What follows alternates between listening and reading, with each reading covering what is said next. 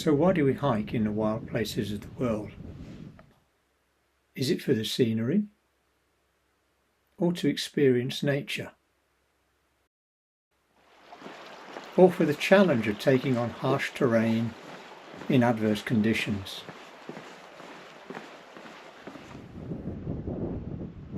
Is it so that we can camp in beautiful wild places?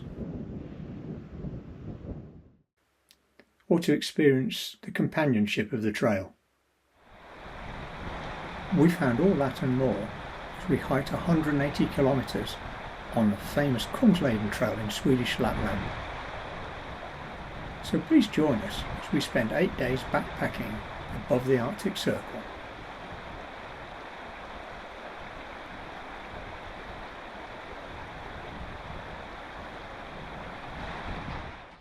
The Kungsleden or King's Trail is in Swedish Lapland. We were doing the first 2 sections, Abisko to Kvikkjokk, both well above the Arctic Circle.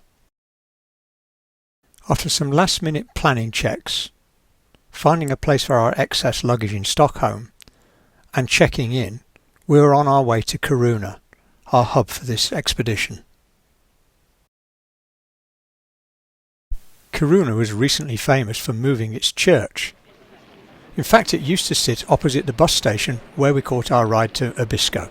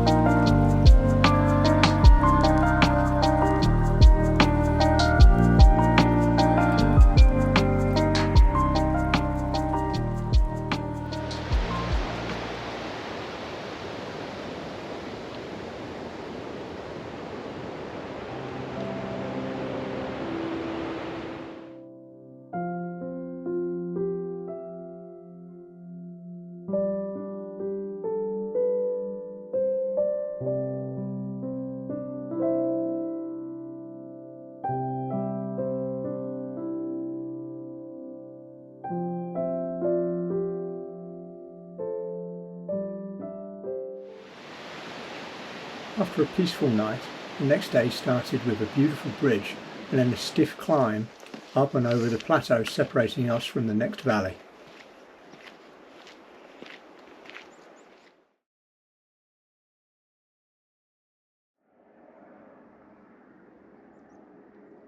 On the Kungsleden you pass a number of meditation places, all with a nice view, featuring the sayings of the late Swedish statesman Dag Hammarskjöld.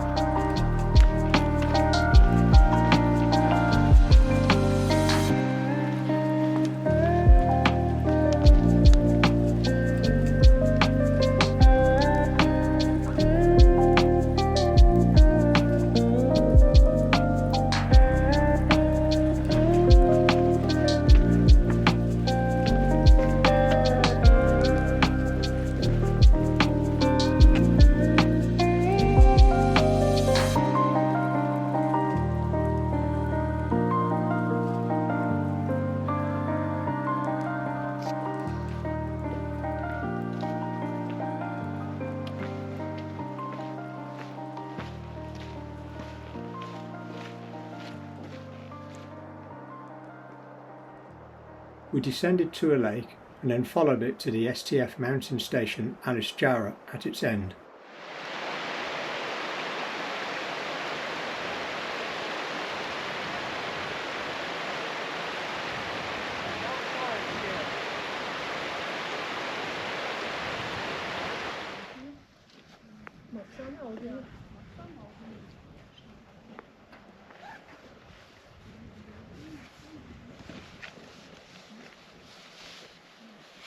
By now the rain was getting heavier, so we sheltered for a while in a hut before resuming our trek. A further 5 miles up the Abisko to a very wet camp.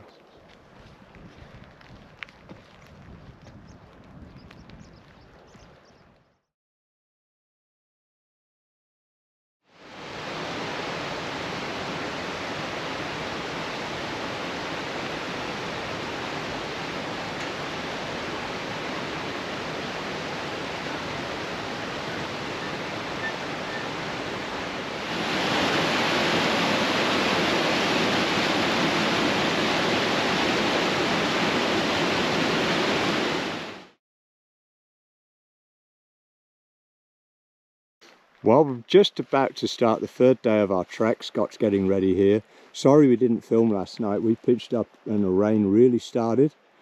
But as you can see, we've left a really bonny little site here. Leave no trace camping, unlike some of the previous residents, and we've cleared up some of their as well. And now we're on our way over the big pass, the high point of the Kungsleden. Ready to go, Scott? Ready to go.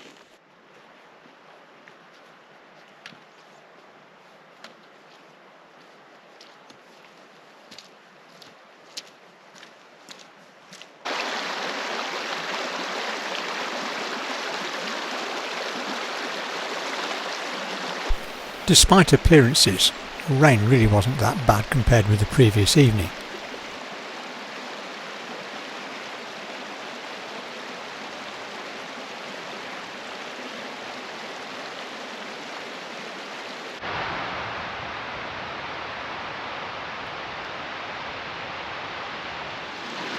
And despite its reputation amongst some hikers, the ascent of the pass was nothing for an experienced hill walker.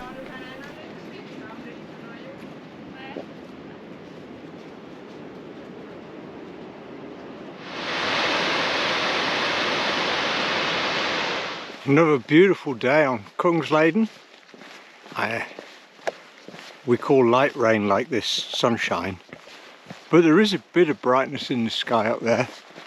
Scott's up ahead. He's going to wait in the shelter on the top of the pass, so we'll meet up there. I think we're going to have a second breakfast in true hiker tradition, have a nice coffee.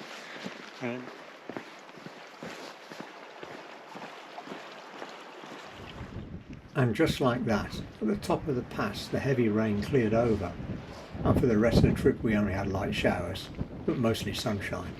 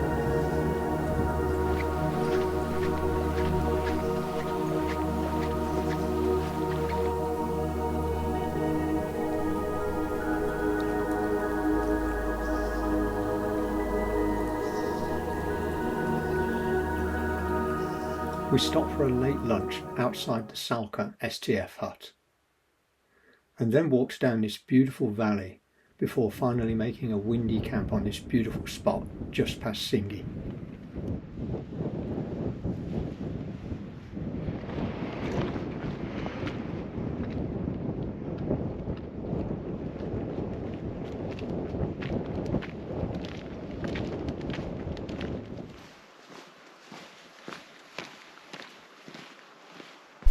The next day was breezy but dry, and we enjoyed our hike along this wide valley next to a mighty river.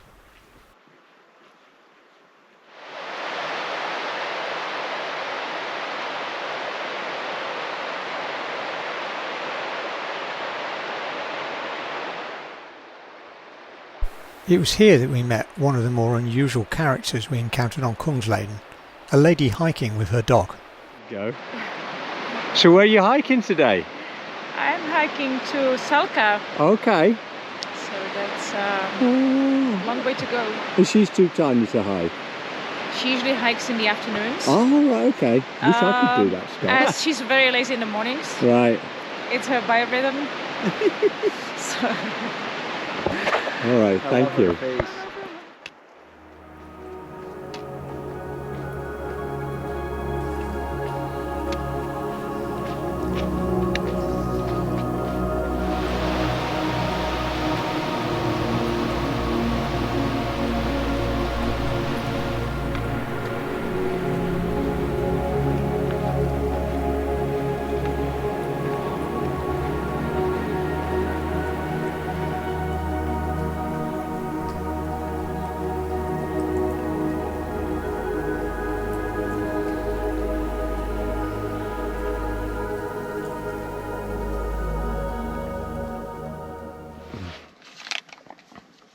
This is what lunch looks like on the Kungsleden trail. Check out that view. Check out that tortilla. And check out a completely unprecedented view of Scott making some soup for lunch.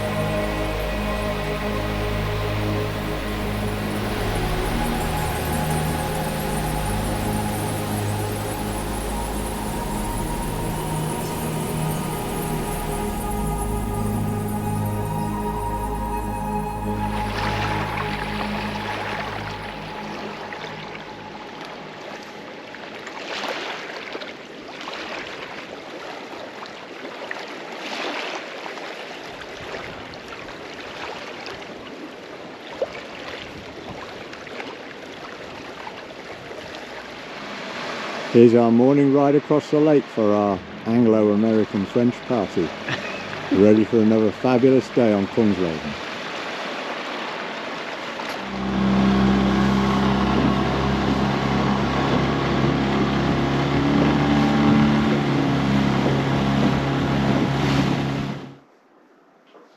How's your coffee, Scott? Hot. This place is cool. Very comfortable.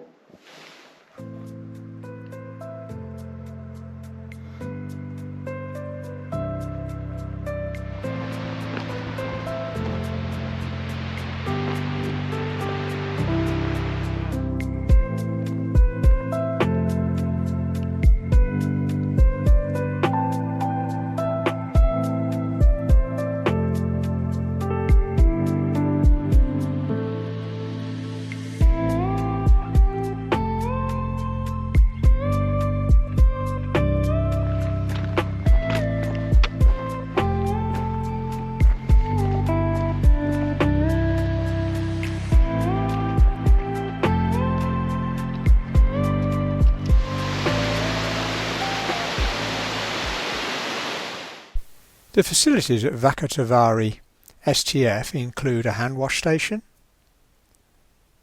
closets, the gentleman's facility, and a washing and bathing area, all mod cons.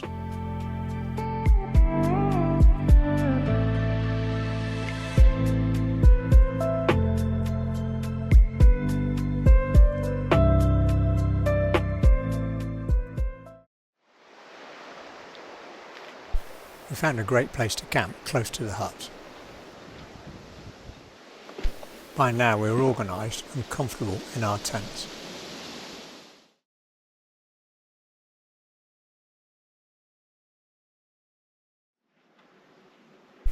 After a hearty evening meal, and then the following morning a great breakfast in the hut, we were soon ready to go again.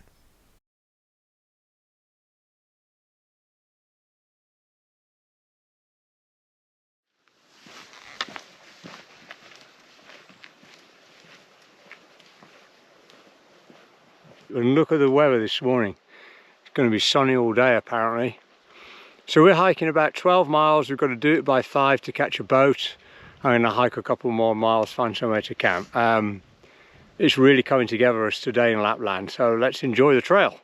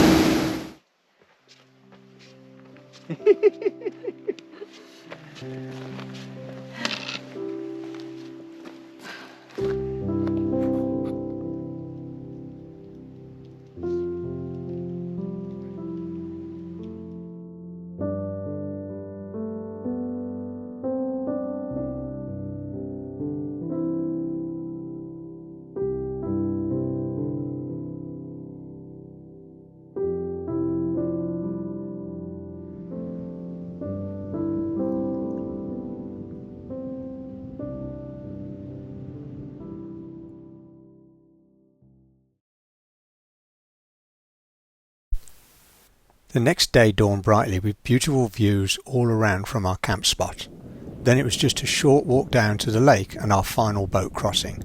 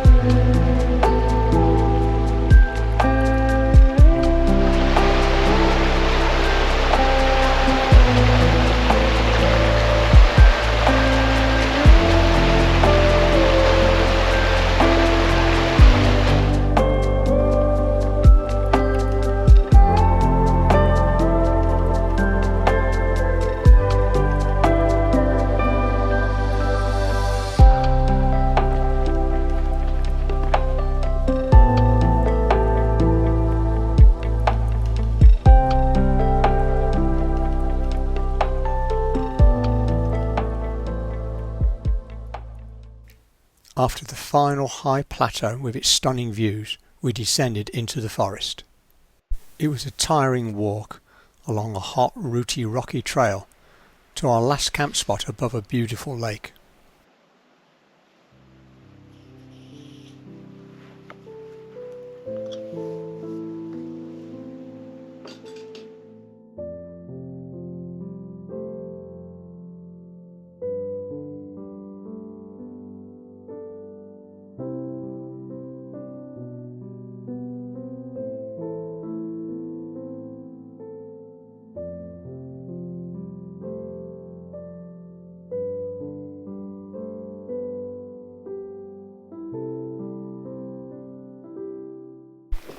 The trail continued quite rocky the next morning. I was pleased we only had 7 miles to go till we finished, as a mouse had kept me awake for much of the night.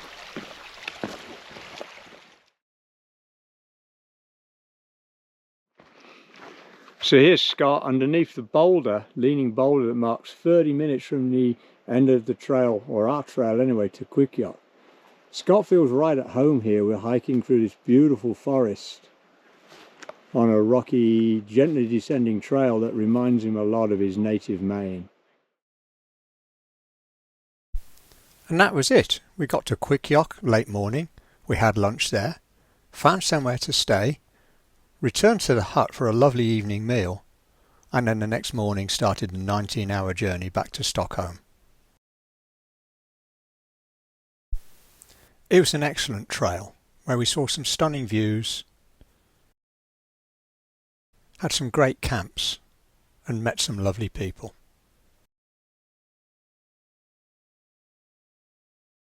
We leave you with Scott's images and this poem read to us over dinner at Salterlukta Hut. Movement, Karin Boy. The sated day is never first. The best day is a day of thirst. Yes, there is goal and meaning in our path, but it's the way that is the labour's worth. The best goal is a night-long rest, fire lit and bread broken in haste. In places where one sleeps but once, sleep is secure, dreams full of songs. Strike camp, the new day shows its light. Our great adventure has no end in sight.